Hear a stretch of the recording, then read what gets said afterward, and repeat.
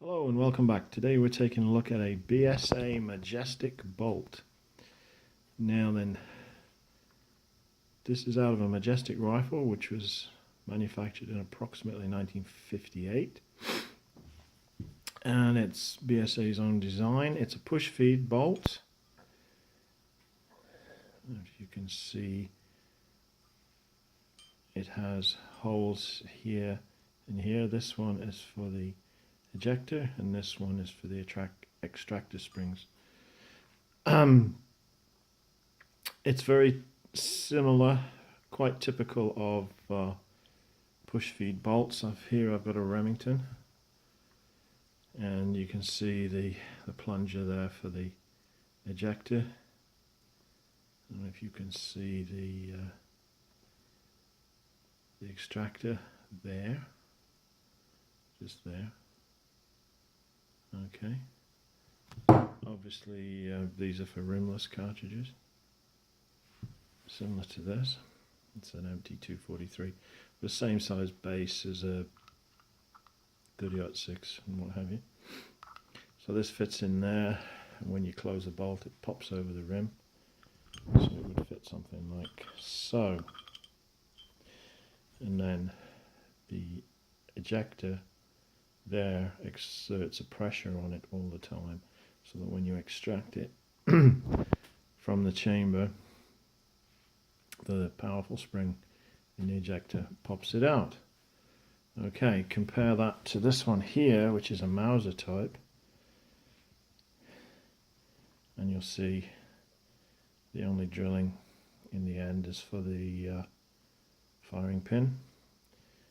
The extractor is this large claw here, and the ejector is a fixed piece in the action, and when you draw the bolt back it protrudes from here, and it's a static piece, and the power of drawing the bolt back is what ejects it. So if you pull it back too softly it won't pop out, but if you give it a good yank, it relies on the strength in your hand to eject it. So let's just look at the component parts. The firing pin is a two-piece affair. There's this very well finished high quality part, and then it looks like this is a disposable part, so back in the day you would have been able to replace this if you broke a firing pin. That just clips over there like so. This is a bolt body, so obviously the firing pin goes in the back here with the spring. Now this is the bolt shroud, which contains the safety, so that would be the safe position, and this would be the firing position. It feeds through there. You can see in there the groove that part of the bolt fits, and there is a tiny little roller there that facilitates the easy operation of the safety. Now the safety is held in place by a detent spring and plunger, which you can see in there. I haven't taken that out. So this cranked link here, when it's in the vertical position, is the firing position. So you can see there, it allows the firing pin to move forwards, but in the safe position there, it fills up the hole and will not allow the firing pin to go forwards. This is the sear, obviously.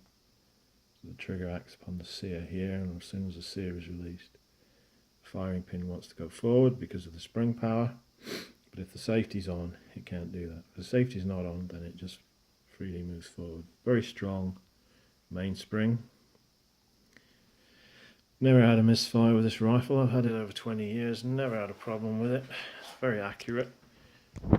It's a 30-06. It works fantastically well, very accurate on federal cartridges with 180 grain nozzlers, and I use them for everything from deer up to moose, and they just perform fantastically. It was the first cartridge I tried in this rifle, and I've never tried anything else. You know, when you're hunting, you want one shot to count, so if it works, why change it? Okay, so let's take another look at the end of the bolt here. And we talked about the two holes that are drilled in it.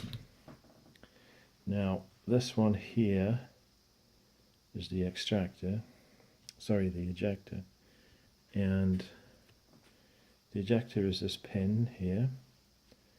Now the pin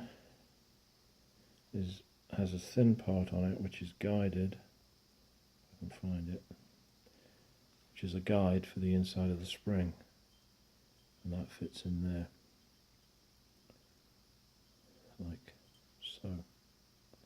It's got a flat edge on it, and the flat edge engages with this pin, which is driven through. You can see the hole for it there. So that's held in with that pin. That's your ejector. Like I said, very similar to the Remington, like so. Now the other part we have is the extractor, which is this piece here, which has its own spring which goes down into the hole. Oops. Let me try to get it in a better spot so you can see it. So the pin, the spring goes in here. I'm very sorry, it's hard trying to do it through the camera. If you can imagine that that goes in there, and then this clip with an angled pin fits in this slot here. There's a slot there that fits in. Okay. So when you push the bolt forward, the collar slides over the rim of the cartridge and engages like so. It's very fiddly, but I think you get the idea of what's all involved. So we've got several small components here. We've got the ejector with its own spring. We've got the extractor, which goes there with its own spring. We have the safety with the spring detent. You can just see the spring and the plunger there.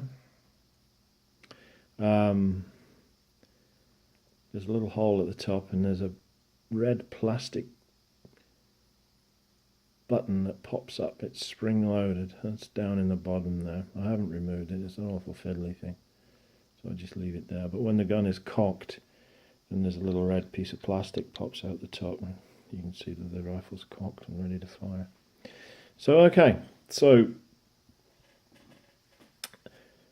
this is BSA's own design. It's based on a front locking 2-lug bolt, so it's 90-degree lift. It works fine. It works exceptionally well.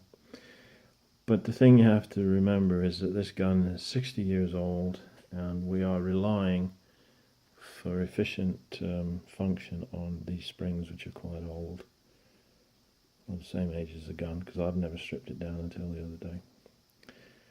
So these, you know, these have to be kept lubricated, but not too much, because if you give them too much lubrication, you will encourage dirt, dust to stick to them, which, you know, isn't going to help the efficient operation. So you want to take these apart and give them a good clean, blast the drilled holes out with carburetor cleaner or something like that, and then give the springs and the plungers a wipe with an oily rag. Don't over oil them.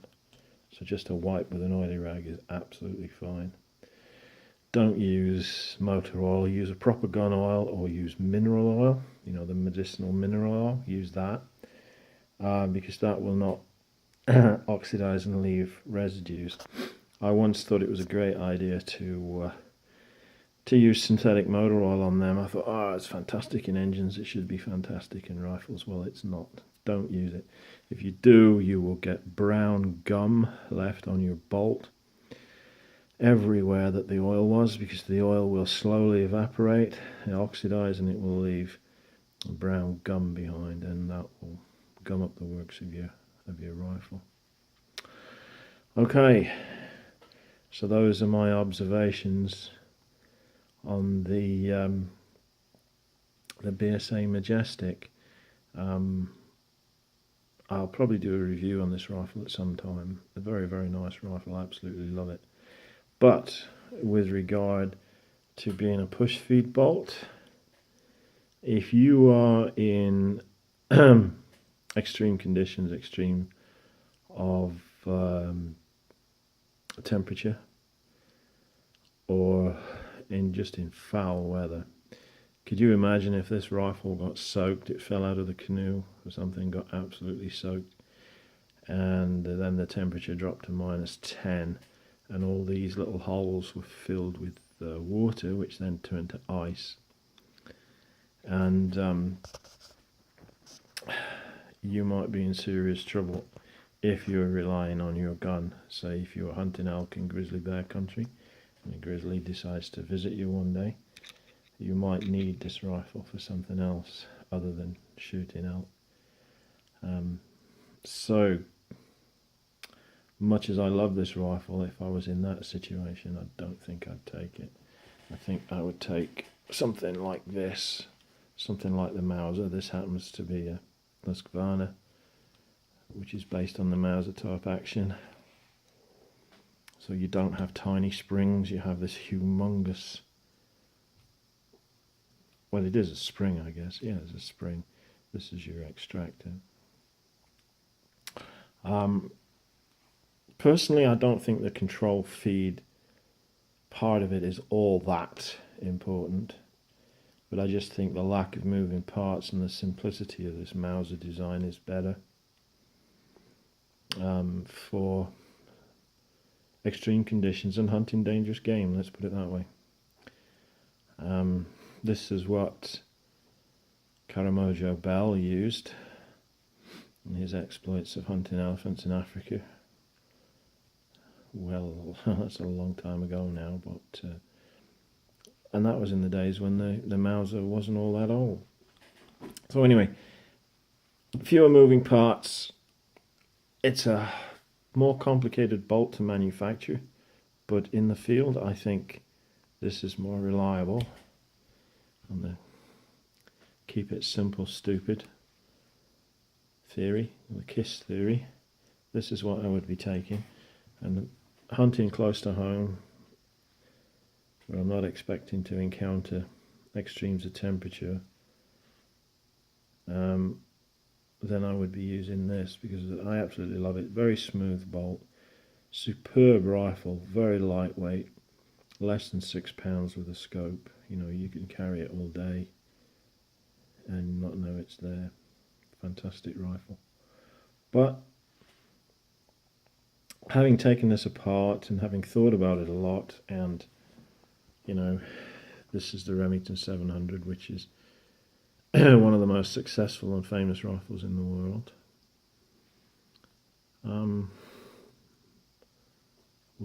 I would certainly think twice about taking this. I know a lot of people wouldn't agree with me, but fantastic for target work. You really cannot run this system down at all. It's great, but out in the wilds where there's no chance of ever finding another spring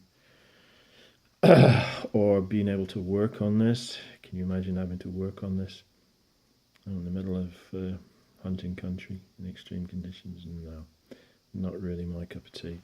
This is what I would be using. Even better would be a 303, but the Lee Enfield 303, but that's not available in a modern configuration, and it's not available in calibers other than than 303. Although the 303 is an excellent round. So there we go. There's some thoughts and a good look at the BSA Majestic. The models that came after were called the Monarch, I believe, the BSA Monarch, which wasn't quite as fancy, didn't have the engraving, and then the CF2, which was even plainer. The bolt was slightly different, the safety was different, and I don't think it had this this little piece on the bolt, which is what runs on the slide on the receiver, which makes it such a nice bolt to use. So I think the CF2 was a cheaper version. I think this rifle, as time went on, got too expensive to make. But if you see one and it's in good condition, I would buy it because it's a fantastic rifle. Every bit as good as a modern rifle. Every bit as good. Probably better. There we go. BSA Majestic. Hope that was some use to somebody somewhere. It's not a very popular rifle, but now you know what they are. If you see one, get one. You won't regret it. Okay. I think that's all I've got to say. See you on the next video. Take care of yourselves. Look after one another. Enjoy your shooting. Goodbye for now.